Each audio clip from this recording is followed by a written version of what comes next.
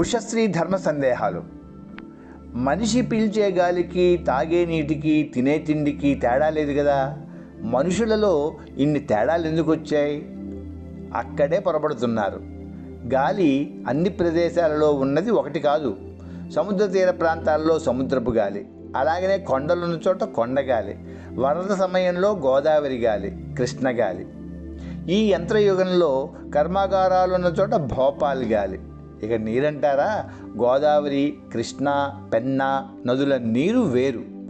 గంగ నీరు స్వచ్ఛంగా తెల్లగా ఉంటే యమున నల్లగా ఉంటుంది. త్రివేణి సంగమం దగ్గర చూడండి. ఇక ఆహారం, ఇది ఇంటికో రకం. మనం వాడే ఉప్పు ఉన్నదే రాతి ఉప్పు, సముద్రం ఉప్పు, సైంధవ లవణం, మార్కెట్లో దొరికే శూన్యరహిత లవణం.